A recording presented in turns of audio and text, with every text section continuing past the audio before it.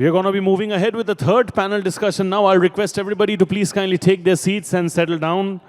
The show must go on. We have many more sessions to go. I'll request everybody to please kindly remain seated as we cannot begin without your support and proceedings. I'll request the audience to please kindly remain seated so that we can go ahead. Thank you so much. My audience at the back, if I can request all of you to take your seats, please. All you gentlemen over here at the front, if you can all please take your seats and settle down. All of you over here at the front, please, if you can please kindly take your seats and settle down. We are going ahead with the next session. Thank you so much, Shukriya, for cooperating with us. My next session is going to be a panel discussion on the topic, Enterprise on Demand, how flex spaces are redefining corporate real estate. I'll repeat the topic for you all once again. This is going to be about Enterprise on Demand, how flex spaces are redefining corporate real estate. The session is going to be chaired by somebody who has nearly 2 decades of high-stakes experience in the Indian real estate sector. She is deeply passionate about the future of the workplace, and having witnessed the industry's shift from traditional long-term leases to the agile, tech-enabled models of today, she has literally had a front row seat to the evolution of flex spaces. Ladies and gentlemen, I'm talking about the Executive Director, Commercial Advisory and Transaction Savils. Please clap it up for Ms. Neha Yadav as she makes her way to the stage. Thank you so much, Ms. Yadav, for joining us over here. Very kind of you to join us. I request you to take your seat over there. To join Ms. Neha on stage, we have a stellar lineup of speakers. My first speaker over here, ladies and gentlemen, is a proven high-energy entrepreneurial C-level executive with over 2 decades of experience in the travel, hospitality, and business transformation space in the country. She defines herself as a strategic leader with a strong focus on execution and delivering sustainable results. Please mark my words when I say this. Since joining 91 Springboard in the year 2023 as CEO, she has been dedicated to maximizing the company's success while prioritizing its best interests. Ladies and gentlemen, the Honorable CEO of 91 Springboard, please clap it up for Anshu Sareen as she makes her way to the stage. Thank you so much, Ms. Sareen. My next speaker over here is currently shaping how organizations experience and adopt flexible workspaces all over the country, helping leading corporates, global capability centers, and fast-growing enterprises embrace solutions that are agile, scalable, and future-ready. Having an experience of more than 17 years in the real estate space, he is known for delivering tailored, value-driven strategies that align with clients' growth objectives and evolving market needs. Ladies and gentlemen, the National Director of Office Space Solutions Limited, please clap it up for Rahul Kanungo as he makes his way to the stage. Mr. Kanungo, thank you so much. And my next speaker over here, ladies and gentlemen, has close to 10 years of experience in IT and real estate industry and defines himself as a strategic thinker with a flair towards marketing and sales, a startup enthusiast and a passionate entrepreneur. He has had a strong focus on strengthening strategic partnerships, designing long-term growth strategies, along with heading the panel for curating technology startups for the Accelerator program. Ladies and gentlemen, he's also the board member and mentor for multiple portfolio ventures in the domain of mobility, cloud kitchen, media tech, and lending. He's already over here. Ladies and gentlemen, Umesh Uttam Chandani, co-founder and managing director, Dave Accelerator Limited, DevX. Unke liye bajaye zor se taali. And I know you want to go ahead. I'll pass it on to you. The timer is over there. Can we clap it up for this panel once again, please, everyone? Thank you. Let's appreciate their presence over here. And over to you. Thank you so much. Am I audible? So my name's Neha Yadav, as he mentioned. I work for Savils with the occupier services.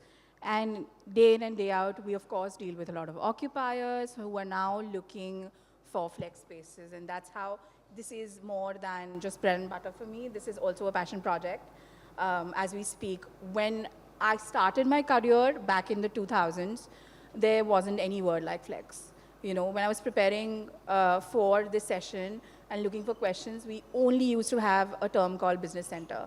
You know, and some of you who are younger, and you know, even if you look back 5-6 years, flex wasn't that big a deal. But today, flex takes the center stage because when we do absorption numbers, flex wasn't a category till 2020. Today, when we do absorption numbers, on an average, each city does about 20 to 25% of contribution to the part of absorption.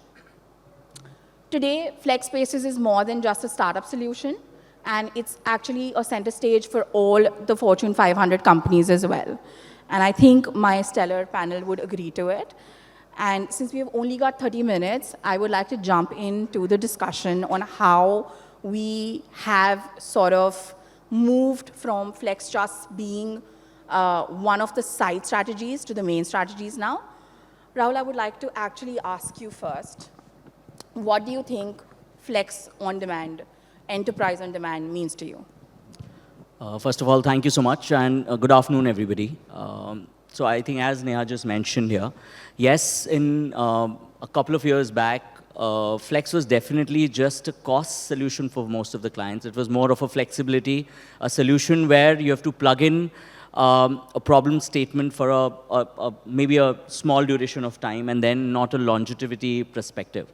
That's absolutely changed. I think it's become a strategy solution going forward. Flex has become an absolute new asset class now. In fact, from a couple of cities, they're becoming more than a developer right now, where they're securing the spaces of a couple of million square feet. From an office perspective, yes, what we've seen here is a growth, not just in Tier 1 and Tier 2. And it's no more at all a BFSI or a particular segment of clients looking for those kind of smaller spaces for smaller times. We're talking about more than 500 cohorts. So we are seeing more than 36% of leasing that happened in our office in last financial year. 36% of that was done by 500 plus cohorts of clients across various markets, which is, you can say, the back offices, the front offices. The main drastic shift that we are seeing is now they are all wanting an A-grade building. No more there's a solution which is driven from a cost that, yeah, only a price will define what they are wanting it. So A-grade asset, a fantastic, well-driven, sustainable fit-outs and design, which is much more flexible from their perspective. Second, I think scalability is one of the major important part which is played post-COVID. So there was a drastic change pre-COVID and post-COVID. I think post-COVID what has come into play is everybody is wanting to experiment and have that scalability with them. Second, I think nobody is really wanting to have a fixed deposit which they want to put in at a particular place, and instead of that, they want someone to come, plug, play, and give the solution which is way more secure for them. And also, I think when it comes to intra-city also, what we are seeing, multiple micro markets have grown. Historically, there were only 2, 3, or 4 pockets in each city which were only driving the demand. Now that has gone beyond. Every city is growing so much that the developers are across 6 to 7 micro markets. So that kind of scalability and option and flexibility, obviously, the managed office enterprise solution have come in. Lastly, I would like to add, earlier it was more of a co-working driven where we were developing and making spaces. Now what has happened, we are not doing that anymore. 60% of now, in our model also is an enterprise model where we take entire requirement from a client. You will feel as if it's your own office. There's no more that you're part of a particular ecosystem anymore. The only part that comes from our side is we are bringing and aggregating all the things together and giving a solution. That's what. We are enablers now. No more a smaller co-working kind of a player making smaller offices and giving it. But Rahul, that's very interesting what you said at the end, and I would like to play off it. You mentioned that co-working's now slowly moving to enterprise. And we've got two very distinct sort of viewpoints in it, because Anshu typically has their 91 Springboard portfolio across the major cities. And Umesh actually had a lot of portfolio in Bombay and has, but he's tried to actually expand in Tier 2 cities. So would you say, what's the kind of percentage that you possibly play off between these two, the co-working and the enterprise? And do you think that enterprise is only going to be the future going forward? Yeah, Anshu, you want to start? Okay, thank you. I think this is how I see it. Let me answer, what you were asking about this enterprise on demand model to us as the topic. I think enterprise to me simply means that it's predictable, it's plenty, and it's a different customer cohort that is really coming. Because if you look at Flex, what is Flex? Flex has to be a service business between what a developer produces as an asset And then what's the tenant? Now, the tenant could be a person who is a 20-seater co-working. A tenant could also be a 20-seater enterprise seeking that. So my personal view to this is that the category of enterprise just needs to be a little less generic and more elaborated to what is the size of the client, what is exactly their requirement, and if we can tailor everything, like you rightly said, Rahul, to the specifications of what they want and personalize the office to their need, then that's what it is. So to me, enterprise is very predictable and therefore gives you a certain sanity to the business. I'm also going to put some sense of humor, so I'm take it on the light way. If there are any developers, I think the very fact that enterprise came into the flex industry, it started making people not look at us as these noisy cousins of the core business, but also look at us and say, yeah, this is a serious asset class and a business in its own right. So it gives it a certain amount of sanity. The nature of demand, therefore, is moving the base towards a larger level of enterprise versus the smaller team category. And I think it's also because their volume is higher, right? So it actually skews it from that percentage. What makes sense is, I think, operators like us who believe in the life cycle of a customer, and therefore, if you move from A category, A size, to a large size, to somebody who's available for every need of yours at every part of your journey, then that's what makes sense. I come from a liquor business as well, so we create a Kingfisher beer for when you started and you were in college and you wanted to drink, and then we made it to the next level, and then we created Ultra, so that you feel cool about drinking it. So that's life cycle, and I think that's pretty much the service business in us. True. Umesh? So my take on enterprises with respect to being consumed by Flex. So when we started this back in 2018, I categorically focused on bringing in enterprises. Back in 2018, in a tier 2 city like Ahmedabad, when we started, the closest competition was a 50 seats player. And while we were looking to start up a 700-seater space, the first client that we closed was a 500-seater enterprise client. So we have been focused on bringing in larger enterprise clients who are looking at customized build-to-suit solutions and looking to consume our solutions for a very long-term basis. In terms of a split between managed and co-working for us would be 85-15, wherein 85 is largely focusing on managed office spaces, and 15 is an area which kind of gets carved out to have somewhat activity within the center. And it kind of acts as a future consumption space for our bigger enterprise clients. That's how probably I look at it. Managed office space post-COVID has become a very prominent word. I would probably put it across in this fashion that it's an Indianized version of a flex industry. Managed office is not there globally. We have tried it. We have spoken to multiple players, developers outside India as well. But realize the fact that co-working is much more prominent outside India, while Indian version of co-working is much more adopted at a scale at what it is today is because of managed office spaces, and it is because of enterprise solutions. We categorically focus on tier 2 cities and managed office spaces, and there getting a co-working solution at a scale at which we operate today probably was not feasible and possible. A lot of players have tried it out, but it comes across that in tier 2 cities, enterprise is the way forward. And providing them build-to-suit and customized solution is where the entry point can be for any players that is planning to enter or any players looking to make it big.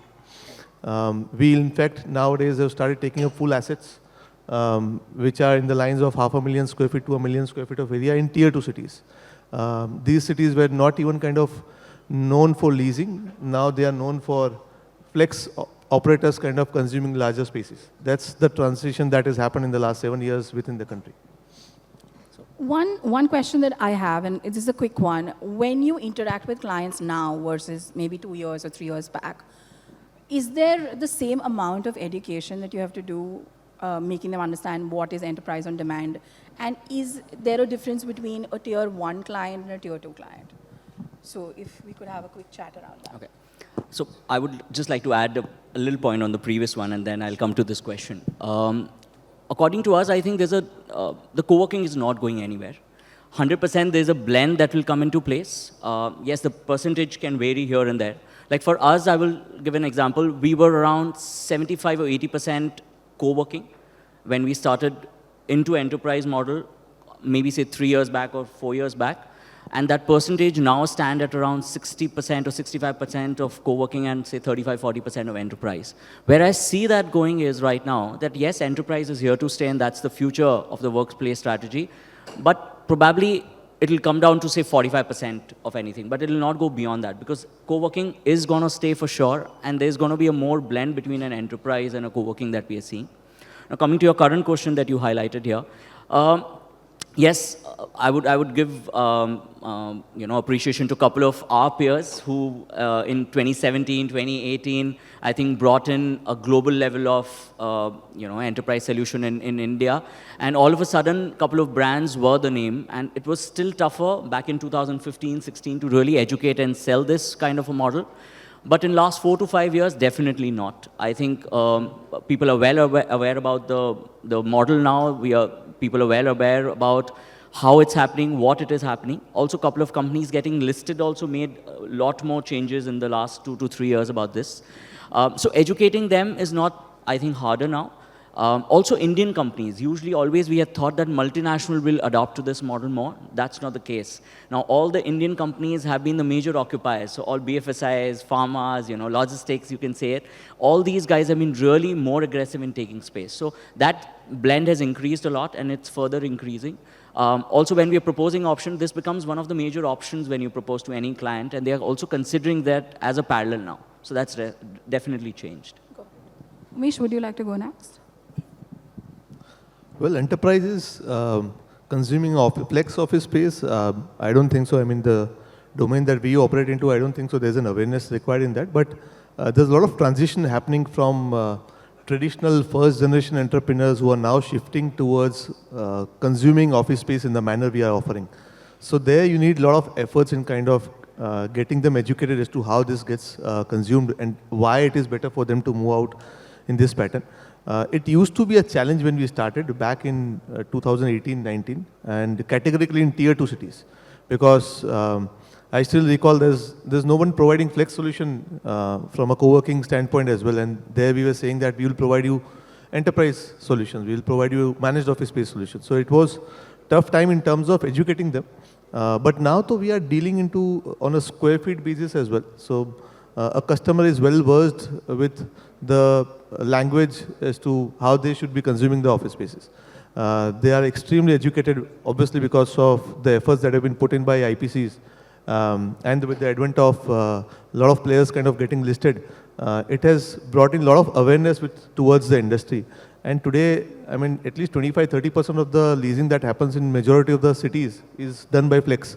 So that showcases the fact that it is here to stay, and customers are well versed with the solutions that are being offered on the table. Correct. Anshu, I would like to ask you, all this talk about flex spaces becoming the next hospitality hub, it becoming offered as a service, office becoming a service, OAAS is the new term that they are playing off. Do you think that this is a long-lasting effect, or this is just a temporary fad that could grow into something meaningful, or it's just going to come in and go? So everything today has become as a service. If we go around in this room, that's the punch word, that's a cue word. My opinion of it is, if we take a step back, and please don't kill me for it, Flex 1.0 was literally a version where you would lease a space and then pray and say that it leases again. Pretty much that was Flex version 1.0, right? The Flex version 2.0, as we see it today, is becoming more where there is predictability of demand. There is a certain amount of sanity as to how will it sell, what are the unit economics, and how, what is it that is provided as a service and as a layer for which you pay a premium and therefore get a yield. Now, where does that really go to? Exactly to your question, that in my view, it is the eventual playbook is going to be exactly like a hotel playbook, which is you are going to have one side of the business, you can call it PropCo, you can call it a landlord relationship, where that is where the underlying asset is going to be.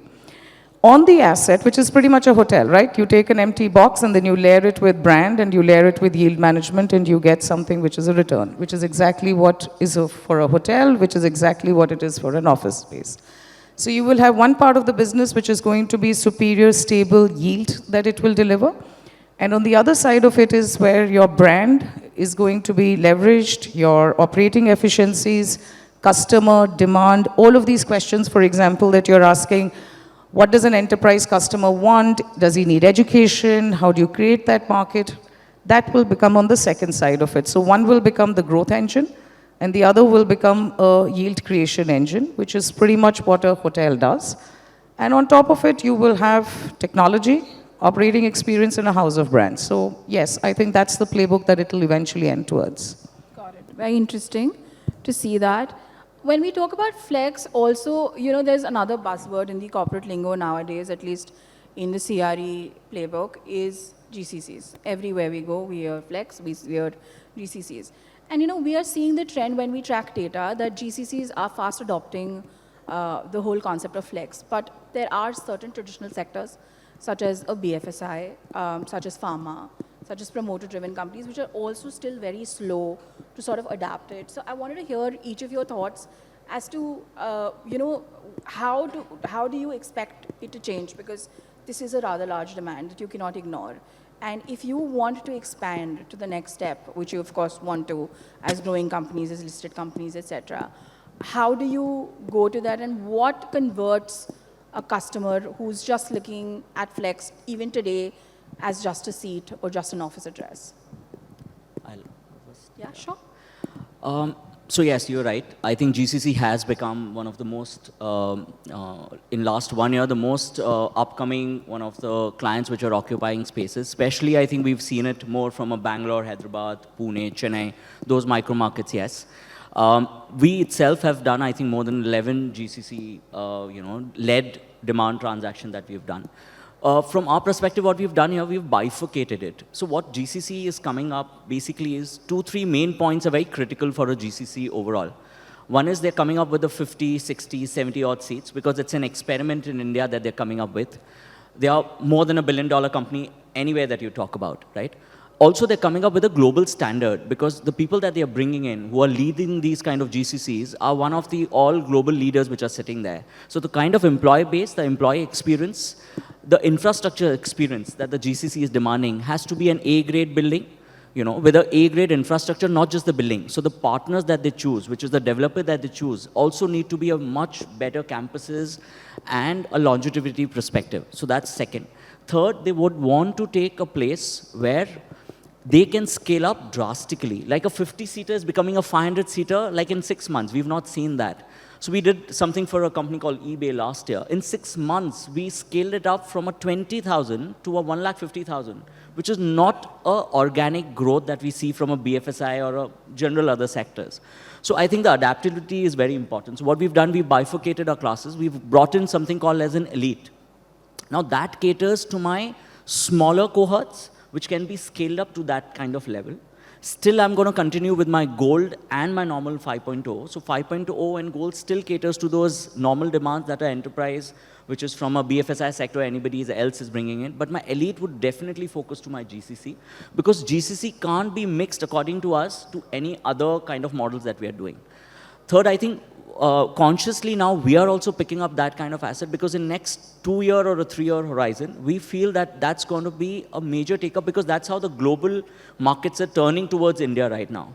So GCC is going to be there and going to sustain much more, and the scalability that we are not even imagining, that's going to go up to 1,000 to 2,000 employees in a, a span of like 12 months or something. So all of us are, pre-planning for it. And lastly, I would feel also the kind of the fit outs that you do, the kind of other than just the making your infrastructure, the add-on mobility services that you give. So it has to be a cafe, which has to be spick and span or other kind of mobility services. So they just don't need your office space anymore. They need a package which delivers anything and everything, and you are a one-point solution to them.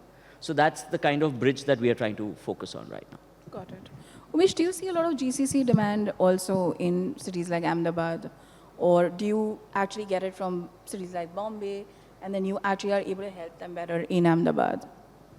So my take on GCC is slightly different. So GCC is one category of clientele that we all are kind of targeting right now. In fact, GCCs today are flooded with so many vendors in multiple categories that an SI who used to be an outsourcing provider is claiming to be a GCC provider now.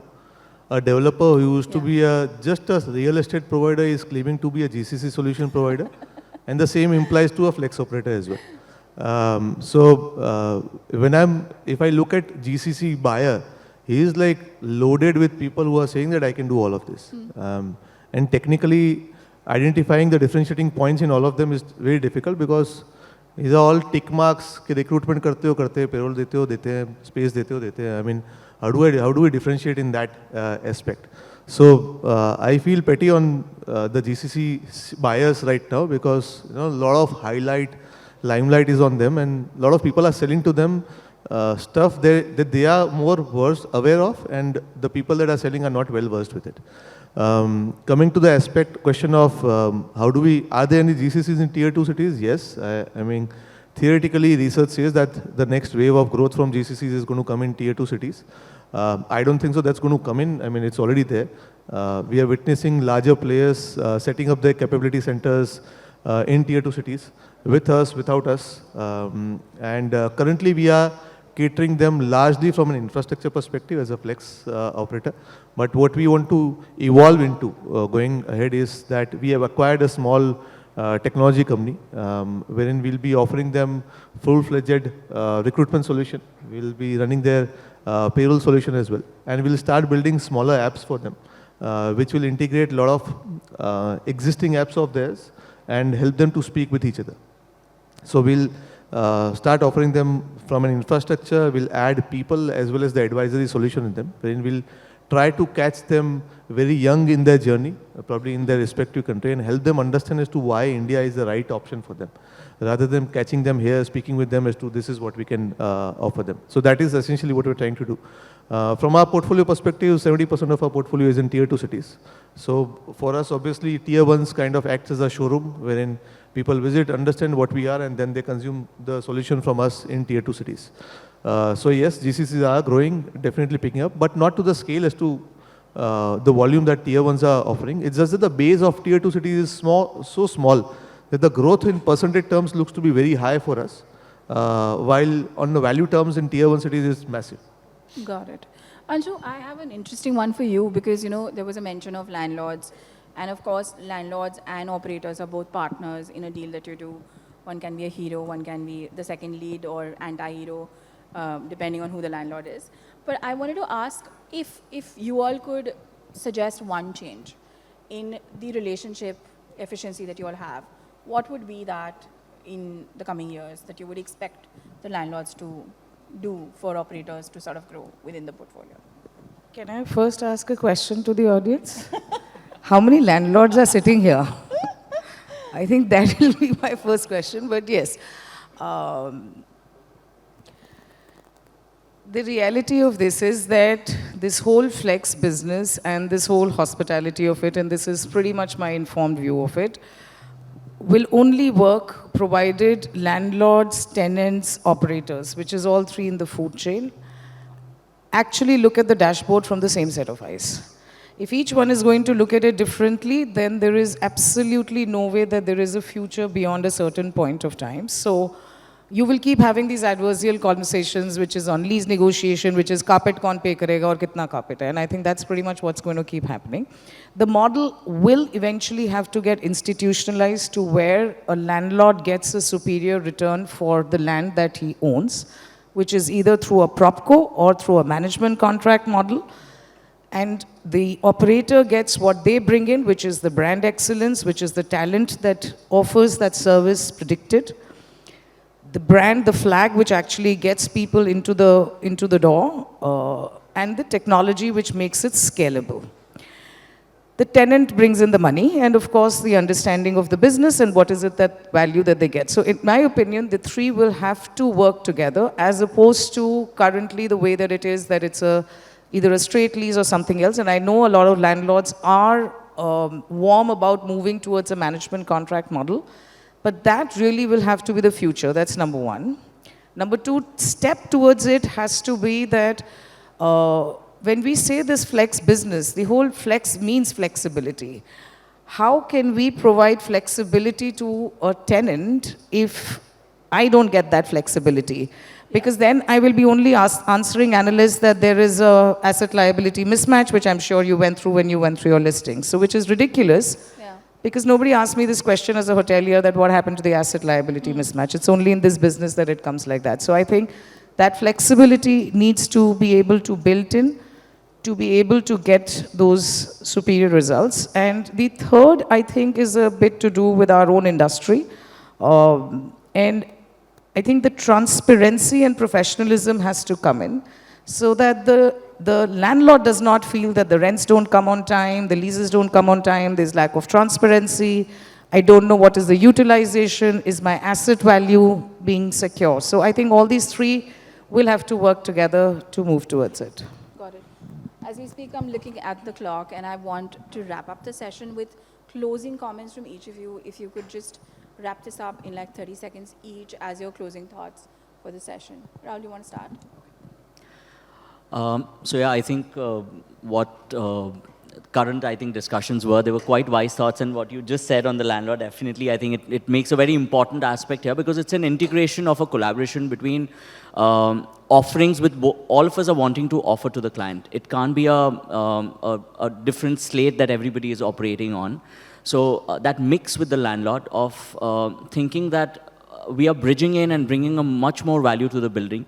Also, I think it's no more a new start or something which is new to anybody now. We are all established kind of offerings that we are offering. So they need to really understand that's a value addition which is happening to their asset class. That's one. Last, I think, yes, flex and managed office and GCC, all these are something which have been trending and they'll still grow from here. A little bit better infrastructure, also that support from a tier 2, tier 3 cities. I think all of us are seeing a lot of trend going towards tier 2 and tier 3 also. Currently, what we are in 18 odd cities, out of which 9 to 10 is tier 2 of our presence. So I feel a better development which happens there. Slightly more focus from a overall infrastructure that comes in there from an F&B and social infra, which will automatically drive, because talent is there. Better affordable rentals are there. It's just the developer making a better building and having a better social infra if it comes in. From a tier 1 cities, I feel, yes, overall connection. So like for Bombay, in next 2 years, if the metro just connects each and every land parcels and the pockets of office markets, automatically that will transform the city drastically. So from our aspect, I think A-grade building is what we are looking at, better tenant profiles. I think increasing that presence of enabling the enterprise solution. And lastly, I think overall support from the brokers to really have such kind of clients which can enable our kind of margins to give those kind of solutions. So yes. Rahul, thanks for messing the 30-second rule, but Anshu, quickly. Spoken like a true broker, no? At the end of the day. Actually, thank you very much, Sapna and the Reality Plus team, because events like this actually start bringing in certain amount of education, awareness, and conviction about this being a serious asset class and not just being the side one. So I think thank you very much for the team for doing this, and not just doing it here, but they've been doing it at scale, which is really, really good. My firm opinion on this, like I say, as is just, it's a hotel asset class. It'll move towards that similar playbook with some dissimilarities. The brand playbook has to get a little stronger and better. But this business is definitely here to stay and is evolving, and the script is not yet completely written. Umesh? I personally feel that there will be a lot of consolidation that's bound to happen with the advent of capital hitting a lot of players' balance sheet pay. So a lot of inorganic growth is going to add in the next couple of years. That's one.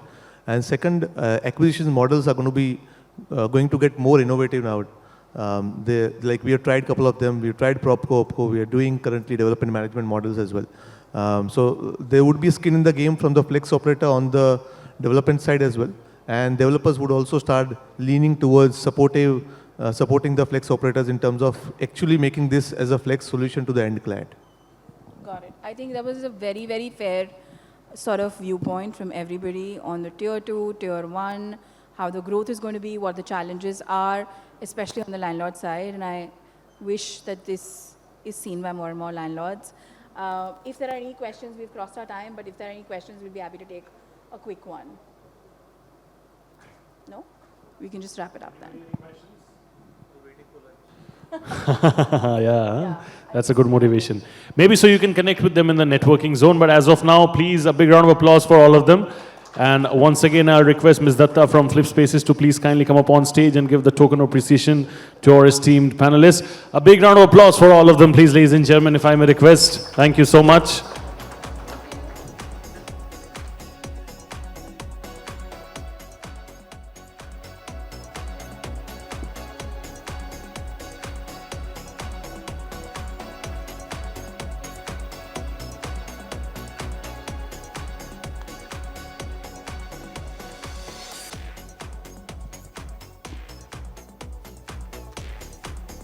Ladies and gentlemen, if I may request, थोड़ा सा जोर से आप लोग बजाओगे ताली तो उनका motivation जो है that will hit sky high in the true sense of the term. Thank you so much.